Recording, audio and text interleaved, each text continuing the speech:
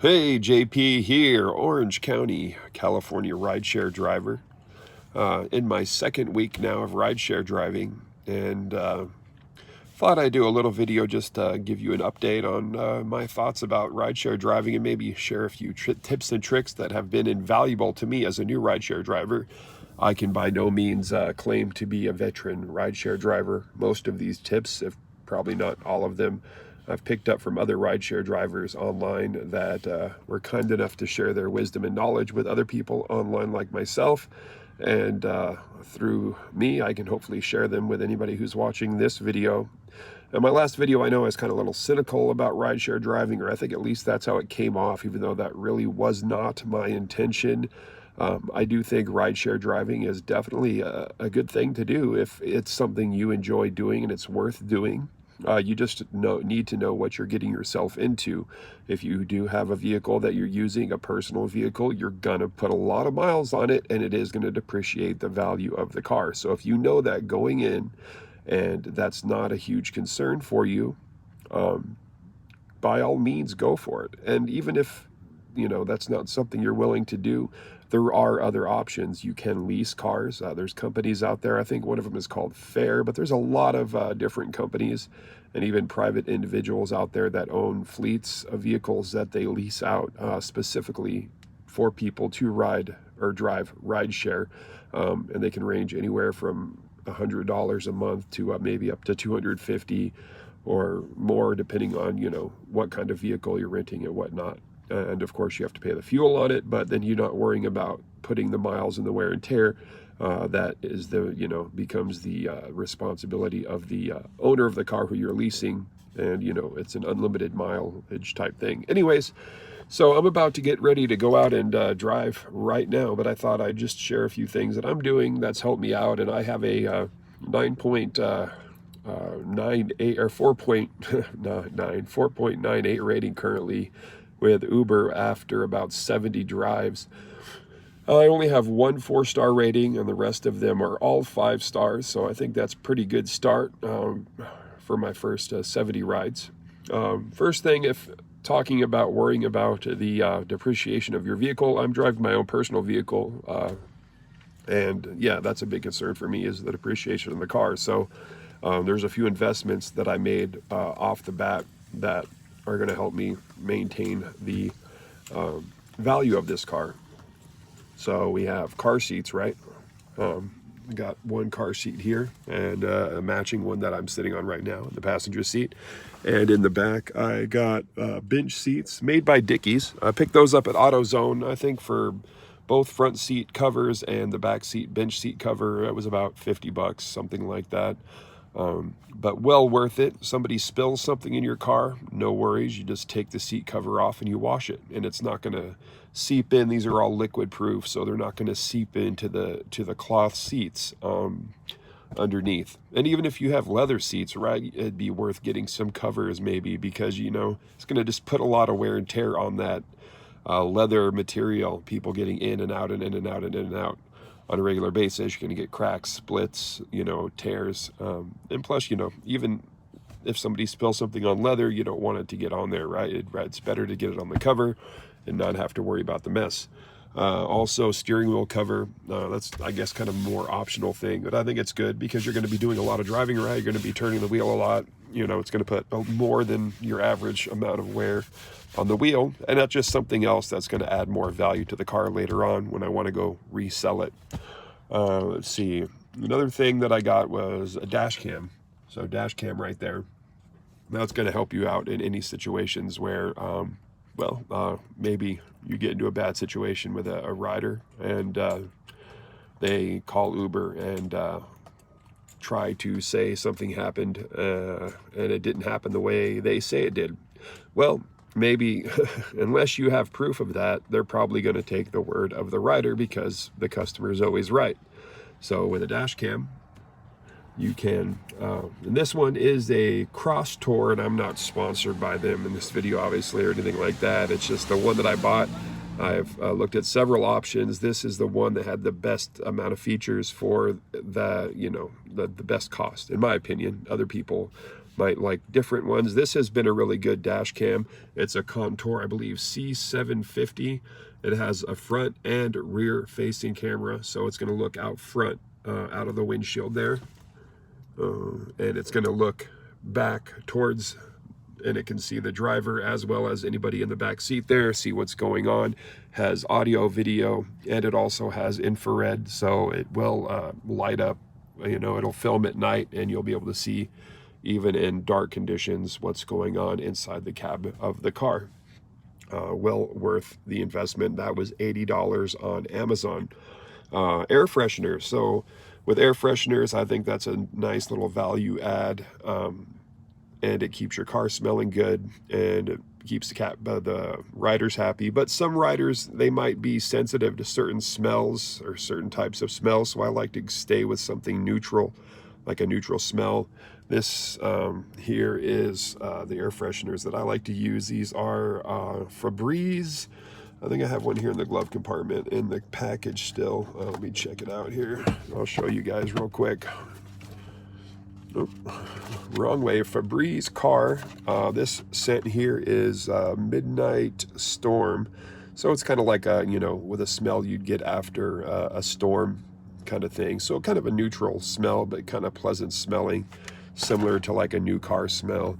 I think those kind of smells are going to be the best bet as far as being appealing to a broad spectrum of people. Let's see, what else? Amenities. So in the 70 drives I've done, I've gotten so many compliments from people who don't even use the amenities I offer just for even offering them. So I went up and for like 15 bucks or so, I picked up a quality one of these, which is like a you know, a 12-volt adapter, I guess, the old cigarette lighter plug-in adapter, and the old school term for it. This one is made by Anchor. This is one was on the more expensive side, but you can also get cheaper ones for like $5, and they'd probably work similarly as well. And then I went out and bought 2 cables of 10-foot length, one for Android, one for iPhone, so a Lightning and a mini or micro USB, whatever it is, I forget these days, but one of those. Just look for Android compatible, and then I ran it through the back seat here into my little amenities goodie bag. I'm trying to aim the camera, so let me just do this. There we go.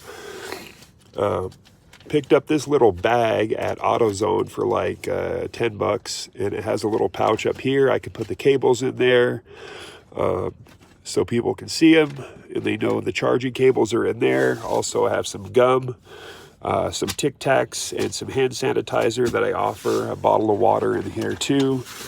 And on the sides of the doors, I have in here, in the little handle area, I put some Lifesavers, some mint Lifesavers.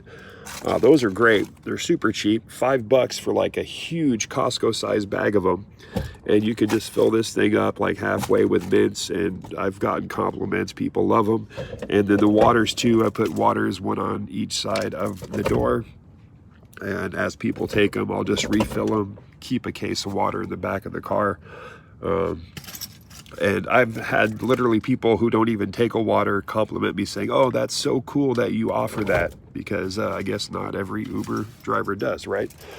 And that's going to help you in the long run, because you're going to get a better chance of getting a tip, getting a 5-star rating, because you're giving 5-star service, right?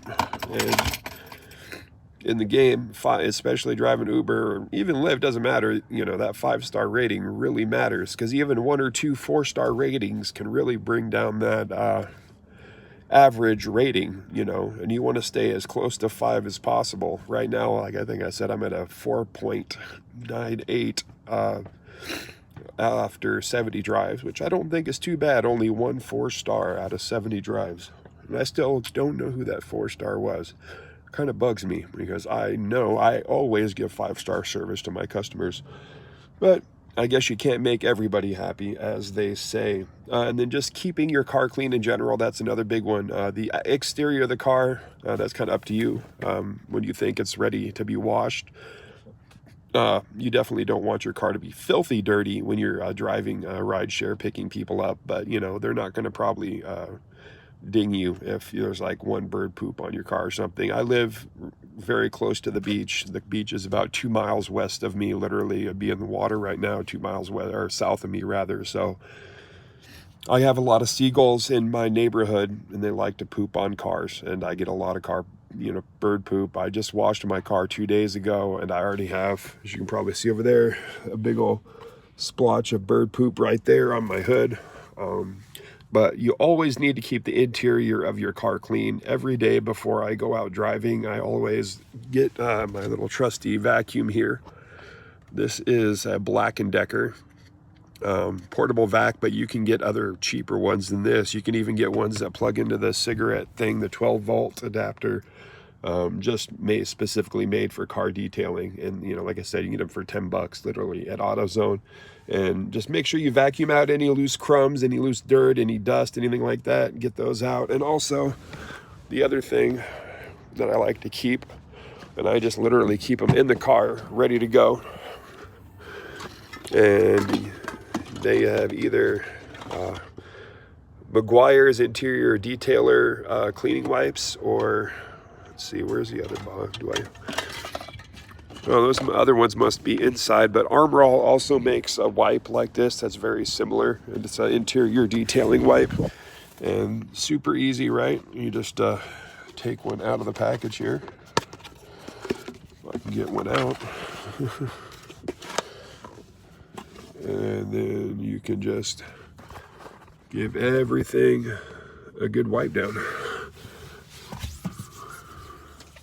And I do this at least once, real quick, right before I go and drive. It just takes a second to give everything a good wipe down. Make sure everything's nice and clean. There's no streaks, no fingerprints, no oily, greasy marks on there. Again, this is another thing that's going to help, preserve the value of your vehicle, because the cleaner you keep your car, the nicer it's going to stay longer. Because if you just let dirt and grime build up on the vehicle without cleaning it off, it's kind of like a snowball effect, right?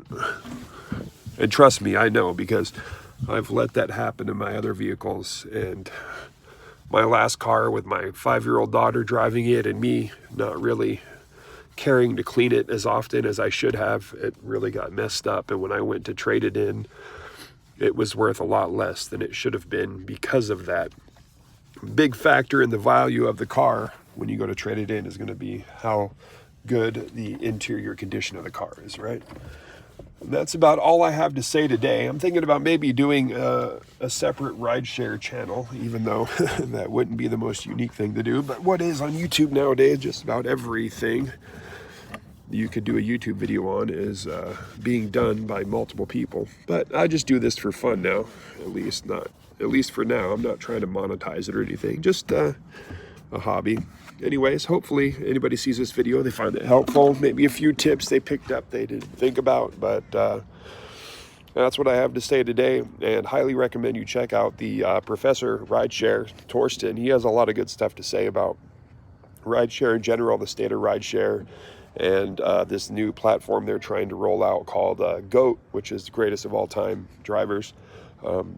Definitely check him out. Just want to give him a little plug for what it's worth on my channel. Not much right now, but maybe somebody will see that and head over there, check out some of his videos, because he's a go-to guy for RideShare. I personally think he knows what he's talking about. He has a good track record of being a good businessman. He's a good-hearted guy too. Anyways, this is JP signing off.